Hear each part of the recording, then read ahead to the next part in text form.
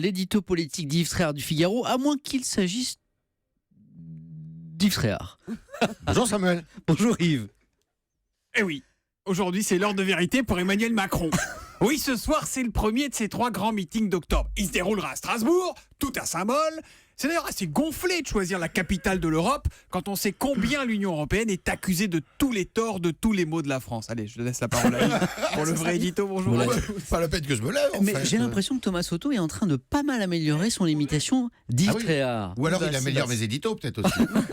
Non, ça c'est vous, la plume c'est vous. C'était un texte Donc, d'Yves Tréhard. l'heure de vérité, effectivement, pour Emmanuel Macron, Yves, aujourd'hui. Oui, alors comme le disait Thomas, donc ce premier meeting, premier des 3 grands meetings d'octobre à Strasbourg, et c'est gonflé d'ailleurs Strasbourg, effectivement, parce que c'est la capitale de l'Europe, et quand on sait combien l'Europe elle est détestée et par de nombreux Français, il fallait oser.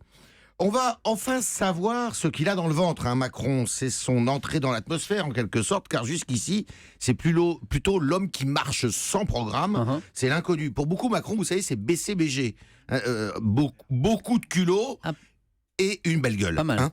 Il va s'adresser à la France qui subit, prévient-il, dresser un diagnostic sur sa désindustrialisation, Ouais. sur l'Europe, sur l'insécurité, les inégalités. On va voir, mais la France qui subit, ça fait un peu penser à la France d'en bas de Jean-Pierre Raffarin, vous vous souvenez, dans les années 2000. Parfait, on connaît la maladie, la France divisée, la France duale, mais quels sont les remèdes de Macron pour ça? S'il veut incarner le renouveau, il va falloir que ses idées soient neuves aussi. Et Yves, on en parlait à l'instant dans la revue de presse, dans un sondage pour Libération ce matin. Derrière Juppé, Macron serait celui qui ferait le meilleur des présidents pour 2017 aux yeux des Français. Oui, parce que qu'on aime ou qu'on n'aime pas quand même, quelle cote pour un nouveau venu, cote qu'il réussit en plus à maintenir alors qu'il est moins présent sur la scène médiatique depuis son départ du gouvernement. Hollande, Valls et leurs camarades peuvent le critiquer, le discréditer, le railler. Ça ne semble pas avoir de prise sur sa popularité. Et dans ce sondage, comme dans les autres d'ailleurs, Ouais. on retient que ça ne peut venir que de la sympathie qu'il inspire auprès de beaucoup de Français, de la curiosité qu'il provoque, puisqu'on ne connaît pas encore ses idées.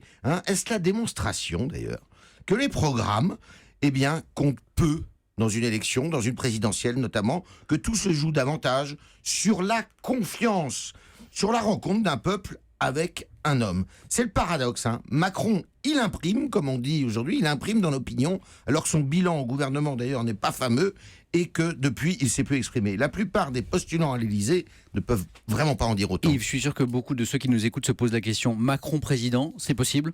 Écoutez, d'ici à la fin de l'année, il aura déclaré sa candidature et alors à ce moment-là, les Français le regarderont autrement et d'un œil beaucoup plus critique et sévère. Donc je ne sais pas si ça peut durer. Macron ne peut pas gagner sur le seul slogan ni droite ni gauche. Il a 2 problèmes. D'abord, il doit séduire la gauche sans faire peur à la droite. C'est pas très simple quand même. Ensuite, il sait qu'il n'y aura qu'une place au second tour car il y a toutes les chances que Marine Le Pen soit qualifiée. Donc Macron devra battre au premier tour le candidat de droite, vraisemblablement Juppé ou Sarkozy. Alors si vous le voulez bien, on en reparlera. Je veux C'est bien, effectivement, compliqué, on aura l'occasion d'en compliqué. reparler.